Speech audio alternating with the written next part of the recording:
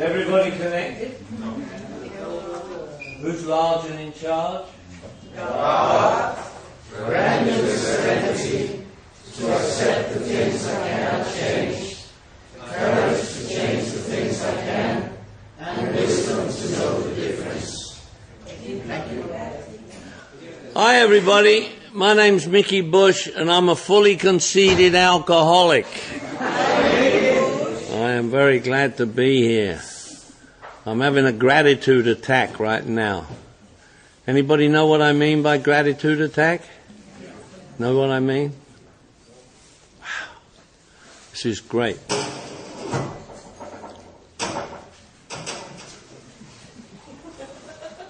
There's always one. Okay. I want to thank my good friend Ralph for driving me here. We just drove across Germany and stopped several times and visited, and Ralph will be talking with you a little while. I want to thank you guys for coming here. I just love it. I just absolutely love being a small part of this great whole. I love that. I love being a small part of a great whole. I love that. I know some of you have said even here today that I save your life. Well, we know who saves the lives around here, but if you want to give me the credit, I'll take it. I just had a couple of well-known actresses in Los Angeles tell me that I was a celebrity in Alcoholics Anonymous. I was a celebrity speaker. I was a guru. I went, what are you talking about? Now, these are Academy Award-winning actresses that you all know by name, members of my old home group I was visiting. I said, what are you talking about? He said, you're like this celebrity guy that talks everywhere and everybody knows you, and you're like this guru-type guy. And she said, I was just making a movie in New York, she said, and I went to 2 meetings in New York, and in both the meetings they mentioned you and they quoted you and mentioned you by name, and you're like this celebrity.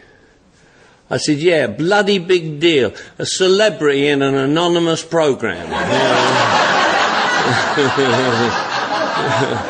I said, no, you're a celebrity. I'm just a clean and sober member. You're a small part of a great whole. And I love that. I love that. And that's what we are. We're a small part of a great whole, and I love that. So thank you for being here, and thank you for allowing me to come here. I'm gonna do some things today. I'm going to talk about the first 3 steps and what I call the step before the steps. We have a whole thing about the steps before the steps, which is why I identified as a fully conceded alcoholic. Because in the beautiful book Alcoholics Anonymous, this beautiful book that I love so much, on page 30, it says, we learned we had to fully concede to my innermost self that I was alcoholic. This is the first step in recovery. So that meant there was 2 first steps in the program of Alcoholics Anonymous. The first step in recovery and the first of the 12 steps. And they're totally different steps, though they're often confused. And a lot of people, well-meaning people, I'm sure, they say that an alcoholic has done the first of the 12 steps by admitting they're alcoholic. And of course, in the first of the 12 steps, there's no mention of admitting they're alcoholic.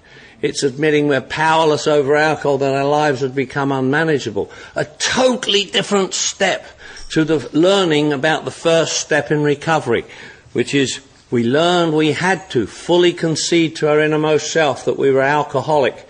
This is the first step in recovery. And that's on page 30, because a little bit earlier on page 20, it says, if you are an alcoholic who wants to get over it, you may already be asking, what do I have to do? So I've got to come from the space of being an alcoholic to want to get over it, to ask, what do I have to do? And if a newcomer or somebody who's confused asks a guy like me, what do I have to do? I will tell them, you'll have to do the 12 spiritual steps of Alcoholics Anonymous, starting with step 1. So I've got to come from the space of being an alcoholic to then become willing to do the program starting with step 1. So step 1 is not about admitting I'm alcoholic. People are often confused about that. And consequently, they think they've done the first of the 12 steps by admitting they're alcoholic.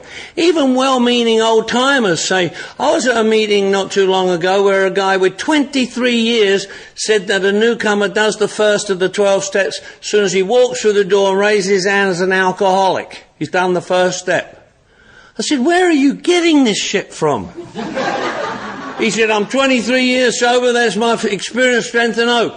I said, shove it up your tush. You know, I mean,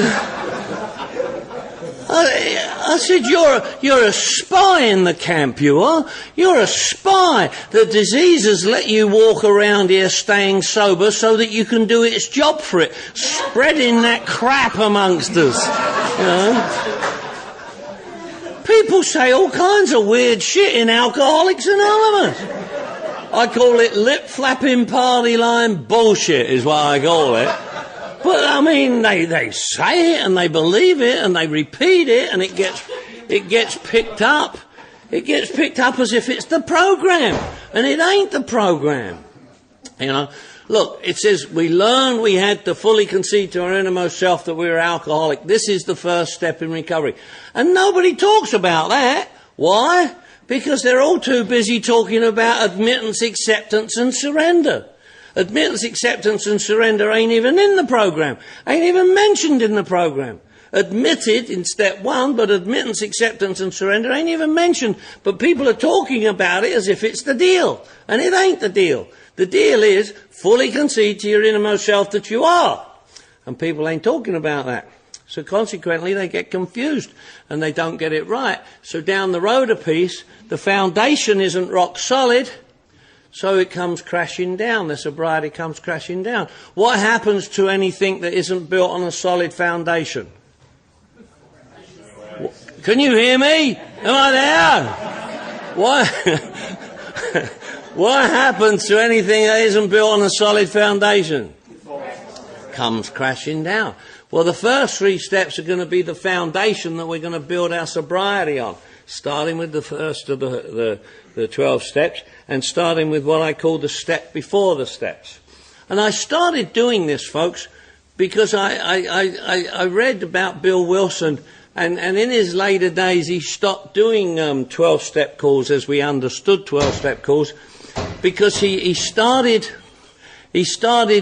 being concerned more with the folks who got here but didn't stay, that got drunk and got loaded again, and he started concentrating more on those. And I started doing that as well. And when I started doing that, I started asking a few questions, and people didn't know simple, basic stuff, as they thought, believed and said they did. And that's very dangerous. You know, it's one thing if you don't know it. But if you don't know it but think you do, that's very dangerous. See? So I started doing some of this work, and some of this is what I'm going to talk about today. I love cold water. I keep wanting to bless it and turn it into wine, but, you know. There was a dude who did that, you know.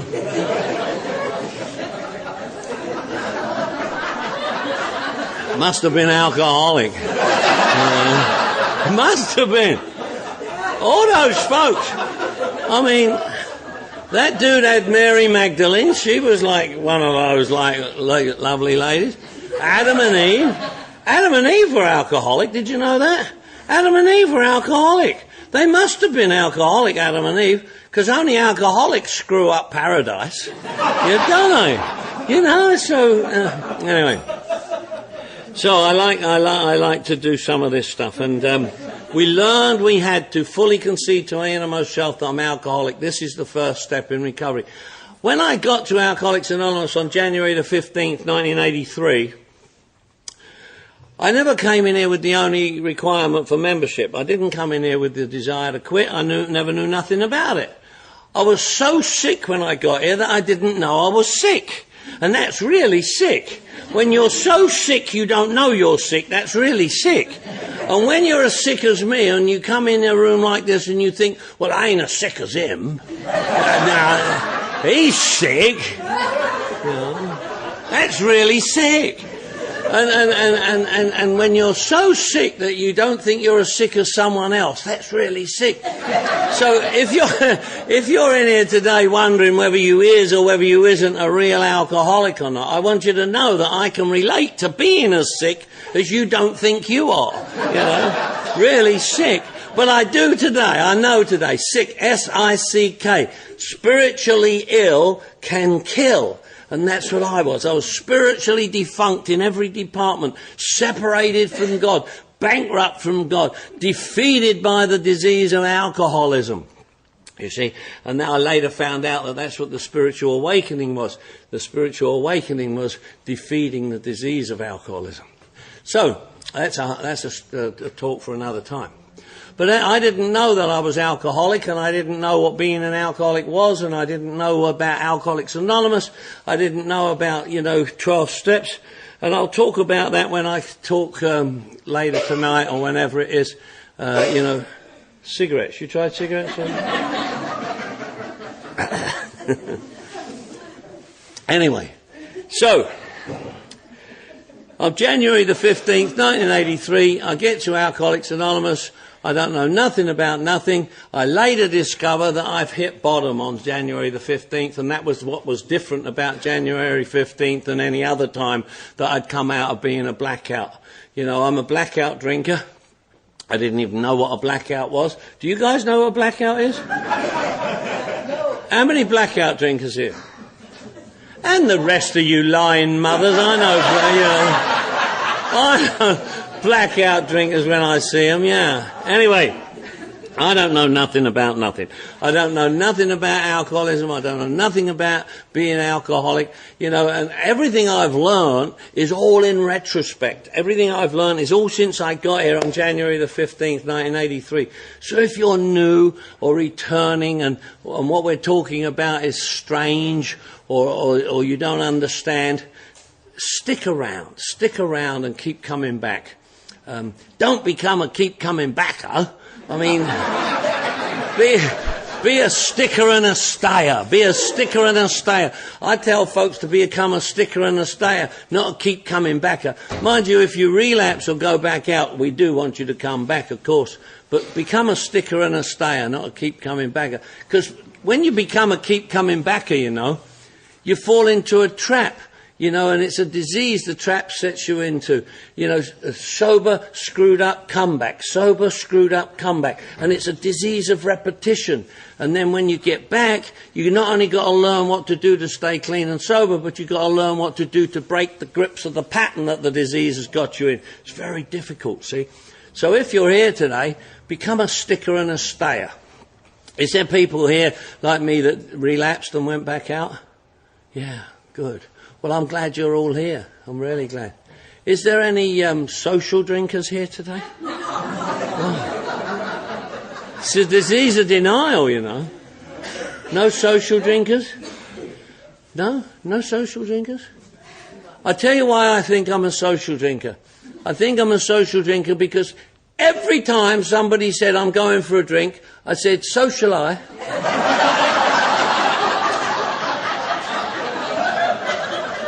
How many social drinkers here now? Oh, denial. D-E-N-I-A-L. Don't even notice I am lying. Yeah.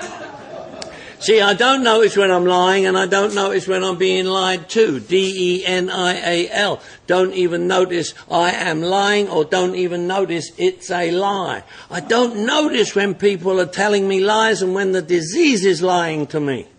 This is the only disease, by the way, that tells you haven't got it. That's weird, isn't it? This is the only disease that tells you ain't even got a disease. And it's the only disease that if you recover from it, like our book says, anybody read this book, by the way? Who reads the big book, Alcoholics Anonymous? Good. Few hands there, not up. But, this disease is not only the only disease that tells you ain't got it, but it's the only disease that when you recover from it, you become better than you were before you had it. That's good shit, isn't it? You know, no other disease is like that. This is the only disease. And this disease tells you ain't got it. Anybody remember the voices that talk to you? Who remembers voices that talk to you? You know them voices that talk to you? You know them voices that just said, what voices? Them voices. Remember them voices? What, you know, them voices. Aha, you're a piece of shit, you are. Ha. Your girlfriend's cheating on you, your best friend's getting some. Ha. You're going to get fired today. Ha ha. You might as well drink. You deserve a drink. You've worked hard. It's a hot day. You can have a cold one. You're not really an alcoholic. He's an alcoholic. You're not as bad as him. You could have a drink. And then that drink becomes like close, and you take a...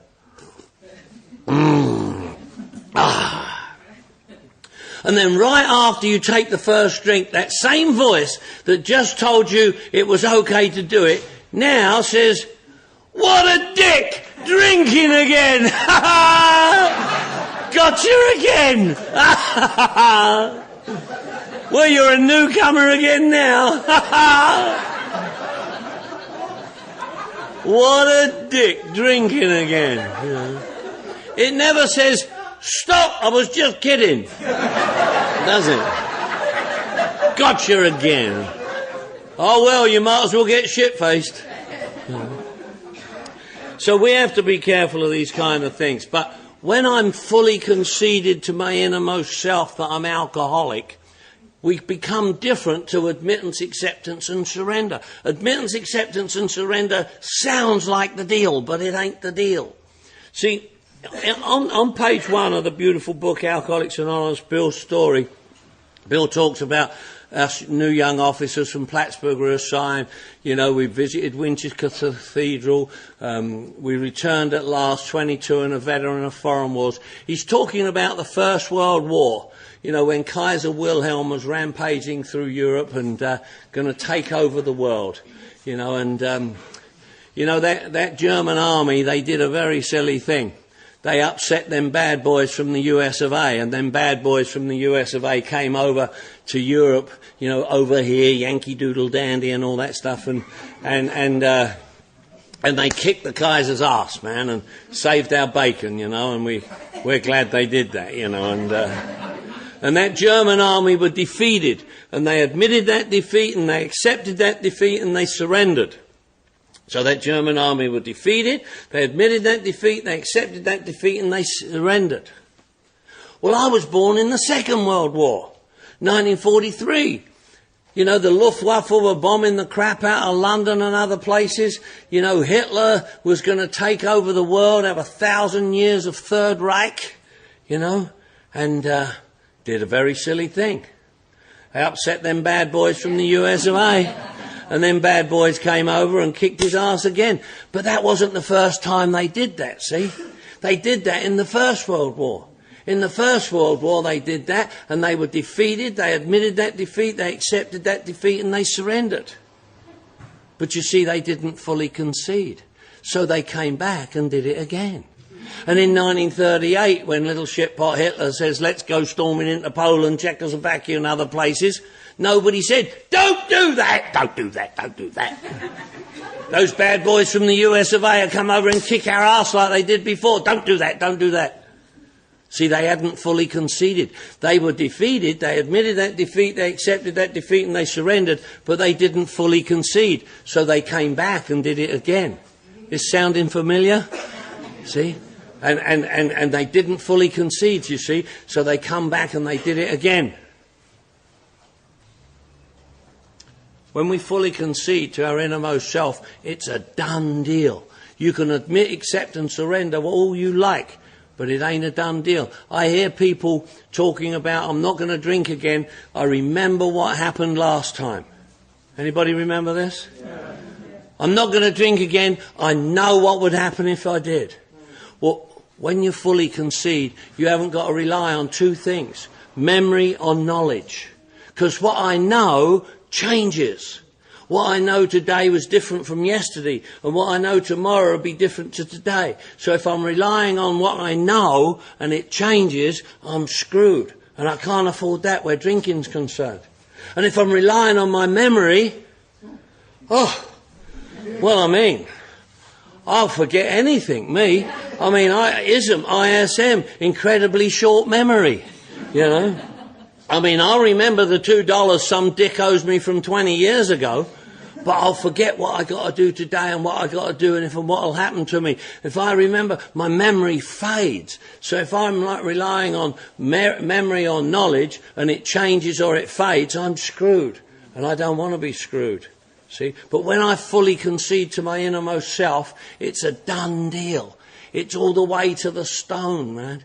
It's like my friends in Pink Floyd wrote, all the way to the stone, to the gravestone. And those voices that talk to me can't get through. Where there's no let's make a deal, there's no can we talk about it, can we discuss it, are you sure? It's a done deal. I'm alcoholic. See? And I haven't got to rely on memory or knowledge. And I can rely on that. And I can know that those voices and those obstacles are not going to get through to me. And I'm going to learn to fully concede to my innermost self. What is my innermost self? Well, people say, well, the longest journey is from the head to the heart. Screw that shit, I don't even know where that comes from. I can't rely on my mind. The disease, the twofold disease, obsession of the mind, allergy of the body. I can't rely on my mind. My mind, the disease lays mainly in my mind, and what I do with my mind is think.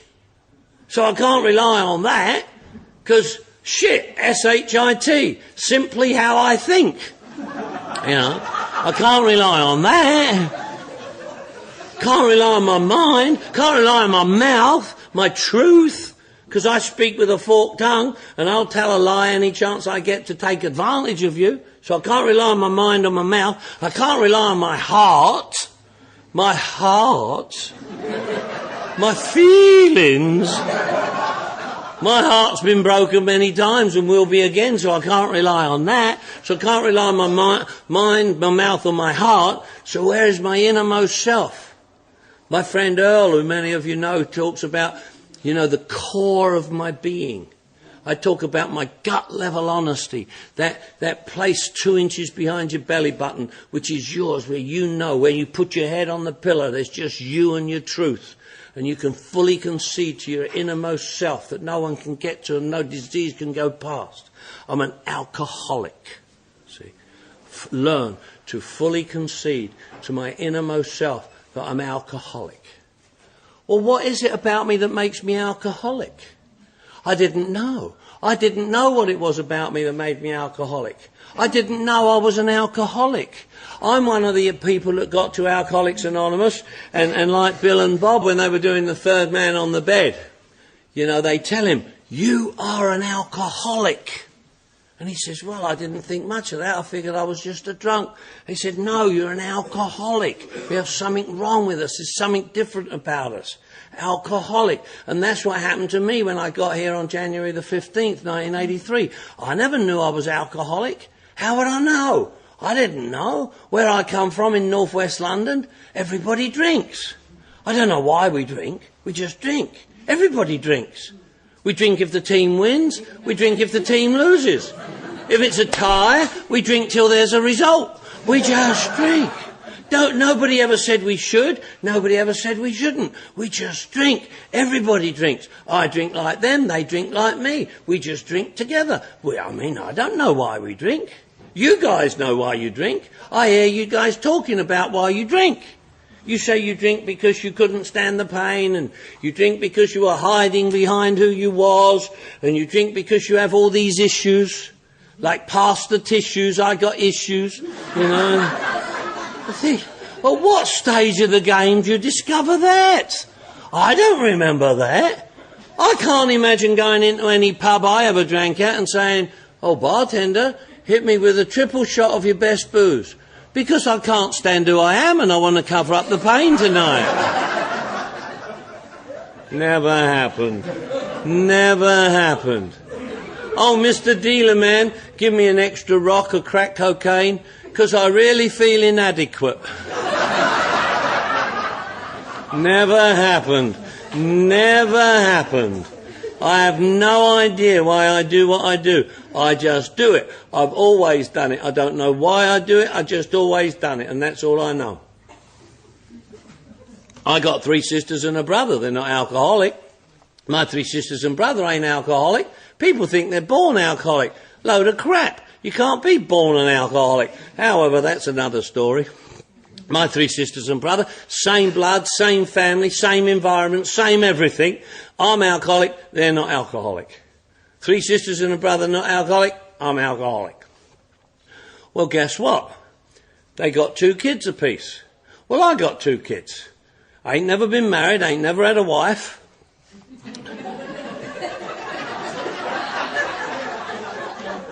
Of my own. But I got 2 kids. Guess what? I'm alcoholic, my kids ain't alcoholic. My 3 sisters and brother ain't alcoholic, their kids are alcoholic. That's weird shit, isn't it? See? That's what we're dealing with, though, here. You know, my 3 sisters and brother don't know why I drink. I don't know why they don't. I ask them, why don't you drink? They say, I don't like it. I say, what? What don't you like? They say, I don't like the way it makes me feel. I say, don't you? Don't I? How's it make you feel? They say, well, if I have one too many, I feel sick. I say, sick? You got to drink past that.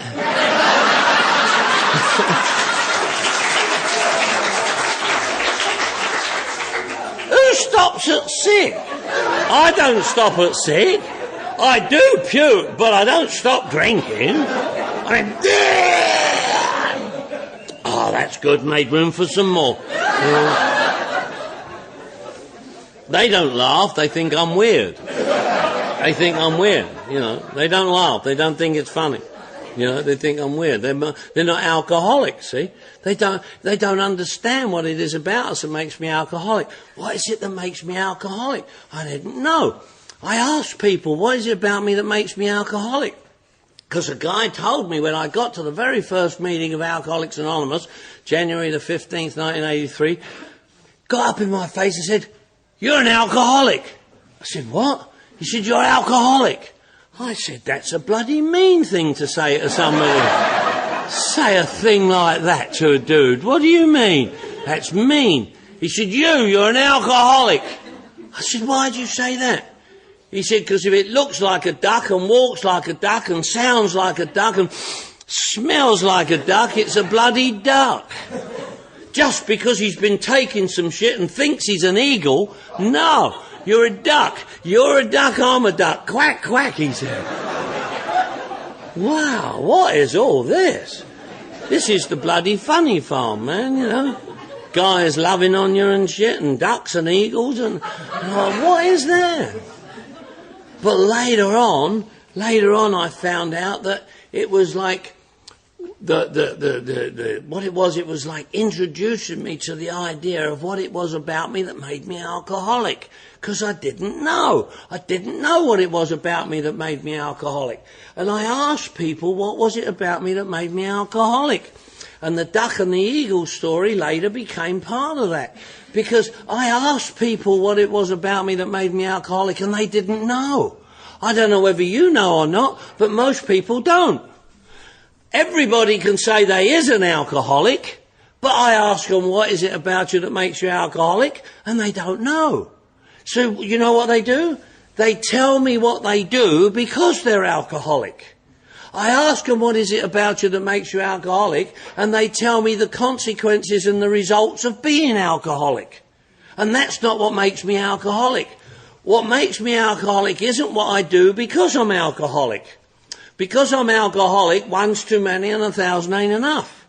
Because I'm alcoholic, once I start, I can't stop. Because I'm alcoholic, I can't stop from starting. Because I'm alcoholic, I can't stop from starting, and once I've started, I can't stop. Anybody remember this? Yeah. That's not what makes me alcoholic. That's what I do because I'm alcoholic.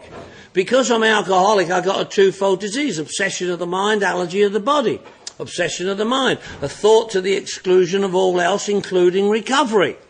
When I get sucked in by the obsession, it takes away my ability to say no, so that then I have to say yes, so that when I do say yes, I think I chose to or wanted to, but didn't.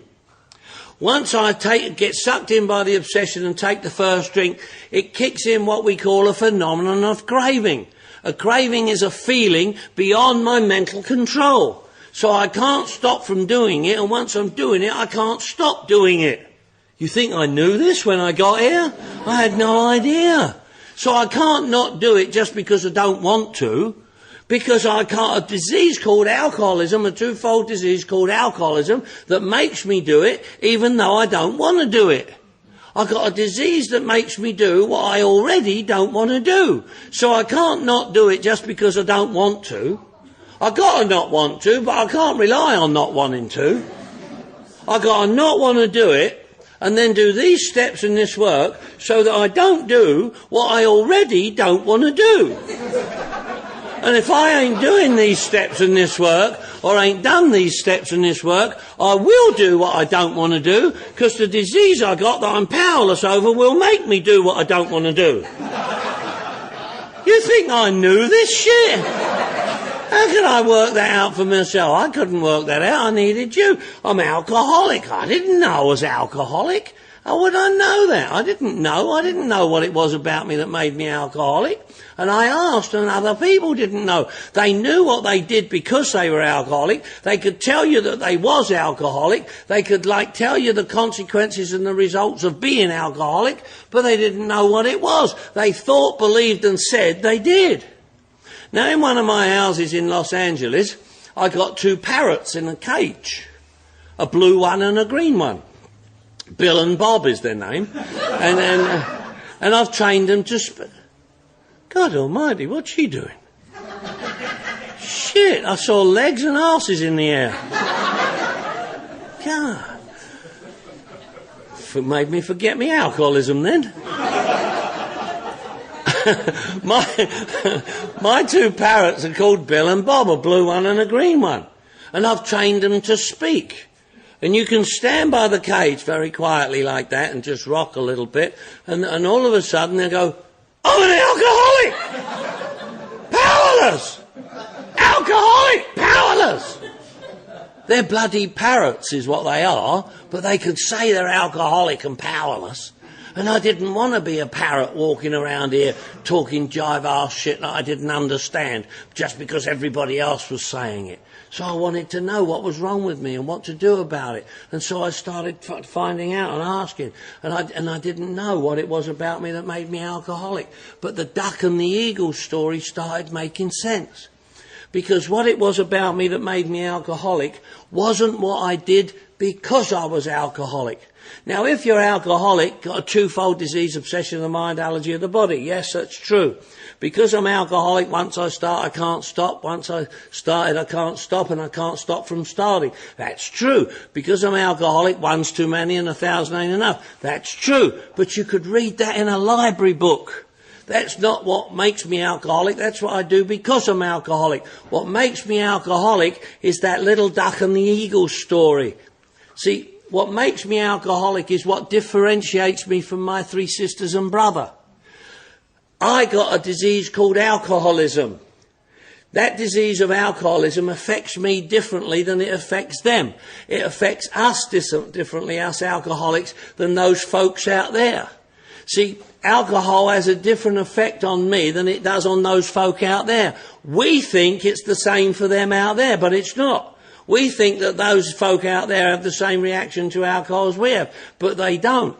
See, they don't understand why we drink. We don't understand why they don't. Because alcohol don't do for them what it does for me. What alcohol does for me, and what makes me an alcoholic, is that I have an abnormal reaction to alcohol. And what that abnormal reaction to alcohol is that alcohol changes my perception of reality. That's what alcohol does for the alcoholic that it don't do for the normal person. Alcoholics don't like reality. So we get alcohol to drink. When we drink alcohol, alcohol changes my perception of that reality. It don't change the reality. It just changes my perception of the reality. Alcohol changes me from a duck to an eagle.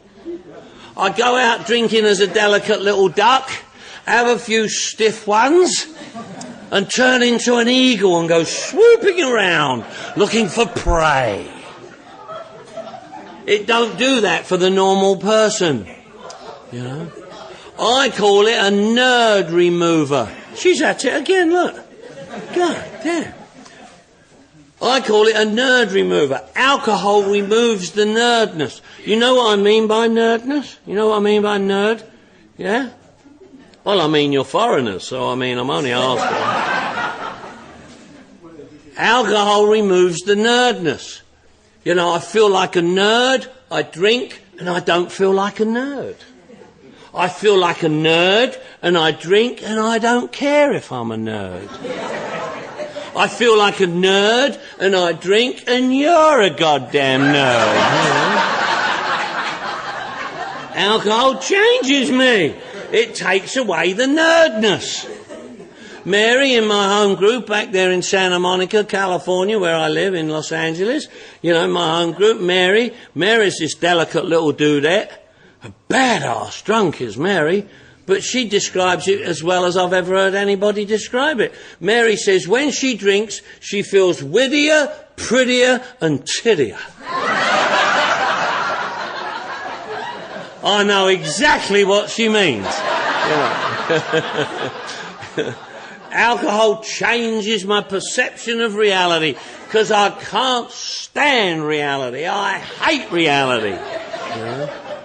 I don't like reality. Screw reality. And that never happened just because I got here, you know. When I was just a little kid. When I was just a little kid. Little tiny kid. They'd say, what's wrong with that kid? There's something wrong with that kid. He don't hear shit right. What's wrong with that kid? He don't hear shit right. And they thought I had a hearing problem. They'd say, lock him away. Put him away in a home somewhere. He's got a hearing problem. He don't hear shit right. Get you hung, that kid. What's wrong with that kid? And I wouldn't know. I'm just a little kid. And they said I had a hearing problem. So I thought I had a hearing problem. Because I don't hear shit right. I don't hear shit the same as other people. People say things and I don't like it, so I change it to what I do like and then blame you for telling me. And I'm just a little kid and I can't stand it. It's so painful and dysfunctional where I come from. And I don't know about you folks here in Denmark. We're in London and we were just poor and we didn't know we were poor, but we were poor. And I don't know whether you were poor or not, but, to tell you how poor we was, if I hadn't have been a boy, I'd have had nothing to play with. You know, oh, yeah, you were poor too, huh? Anyway. But I'm just a little kid, and it's so dysfunctional. And remember this if you've got kids, because kids develop survival techniques. So, you know, we kids learn how to survive no matter how bad it is. And my survival technique was that people would tell me shit and I wouldn't like it, couldn't stand it, hated it. So, you know, I would mentally change it to what I did like. And you can imagine what a little kid likes, and then blame you for having told me. And they would think I'm weird, and they keep locking me up and putting me away. And I grew up living away and being locked up and thinking I was mental, and they didn't know how to get through to me. They didn't know what was wrong with me. Not till I get to Alcoholics Anonymous do I discover what's wrong with me. I'm alcoholic. They didn't do that when I was locked away in all those nut wards and all those criminal insane asylums and all the institutions that I've been locked away in. I've been locked away in places cuckoos wouldn't fly over, you know. But they never knew how to get through to me. They never knew what was wrong with me. And if they knew what was wrong with me, they never knew how to get through to me. Till I get to Alcoholics Anonymous, and one alcoholic relates to another alcoholic. That's what the magic is that we have in Alcoholics Anonymous rooms. That's the magic that we have in Alcoholics Anonymous that they don't have anywhere else. And you guys told me I was alcoholic. And even if they told me, they never knew how to get through to me. They may have told me. I'm not blaming anybody for not telling me, but I never heard it. Because I've got a hearing problem. I don't hear shit right. It used to drive my mum nuts. You know, I would like come home drunk when I was living in my mum's house in northwest London. And I would come home drunk, shit-faced, you know. And alcoholics have this insane belief that they know how to be quiet.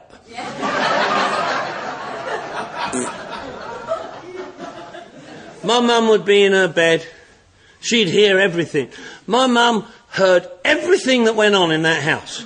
You could not get one over on my mum in her house. She knew every single thing that went on in that house. And she would hear me stumble bumming around. She'd yell out down the stairs, "Drunk again, son!" And I'd go, "So am I, mum." She'd say, "I'm not bloody drunk. I've been in bed since 8 o'clock. The hell's wrong with you? Goddamn weirdo." And I wouldn't get it. And I'd think, well, why did she say she was drunk then? You know, she's messing with me. Because that's what I heard, see? Later on, when I got to Alcoholics Anonymous, and I met one of those monsters that you meet in Alcoholics Anonymous. You know the monsters I'm talking about. Monster sponsor, you know. And he said, "Get a job." I said, "What?" He said, "Get a job." I said, "What do you mean?" He said, "Go to work." I said, "What?" He said, "Get a job, go to work." I said, "I don't know how I'd get there." He said, "Get a bus." I said, "What?" He said, "Get a bus." And I went all embarrassed because I don't know how to get a bus. I've never done a bus. How do I do buses? I don't ride buses. I've never ridden a bus. But I feel silly, so all right, I'll rehearse getting a bus. So I went down to Sunset Boulevard. I'm living up above Sunset Boulevard in West Hollywood, and I saw buses going up and down the boulevard, full up with people. I thought, I've got to be able to get a bus. Buses are full of people. So I stood at a bus stop, and a bus came along, and it opened up, and I hopped on the bus. The guy said, "Put some money in the trap." Yeah, okay, put some money in the trap. Stood there and waited for something to happen, and the bus pulled away. And I went flying down the bus. I fell up against this chick with these big ones. She said, "Move your hands." Well, I don't hear shit right. I went, sure. Squeeze. Squeeze.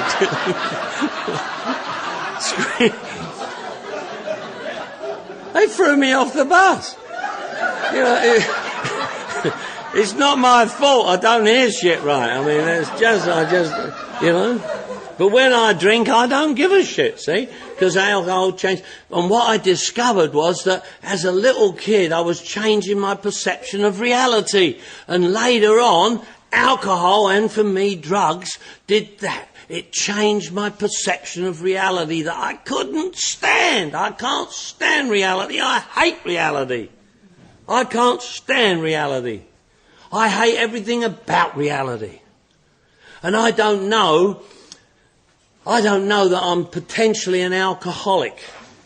I mean, this disease of alcoholism is so powerful, and after the break I'm going to talk about step 1 and the powerlessness. But, I mean, I hated the religion I was brought up in. I couldn't stand it. You know, my dad was Irish, and he was a member of the IRA and the CIA. Catholic Irish alcoholic, you know.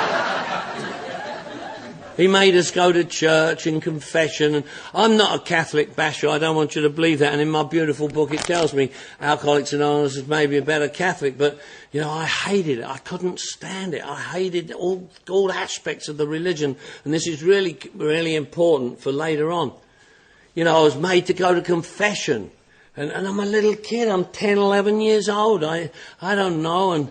And my dad whacked me one day and made me get a confession. And I was in the confessional. It's all dark, and there was someone there, the other side I had to talk to. I thought, I don't like these people. I know what I'll do. I'll shit in the confessional. So I took a dump in the confessional. Big Irish community in the place I lived in. On Sundays, every hour they had a mass. And the mass in the church, huge big church, the whole town went to the mass. Every hour, 7, 8, 9, 10, 11, 12 o'clock. And the parish priest, he was like a god in the town. And he stood at the pulpit, and to do his sermon, and the whole congregation's listening. And he goes, "Oh, shit in the confession." His neck is bulging, I'm just this rotten little 10-year-old kid, and the next week I went prepared. I went in the other side. Took a shit then too, like that. Left a note, said, "The phantom shitter strikes again."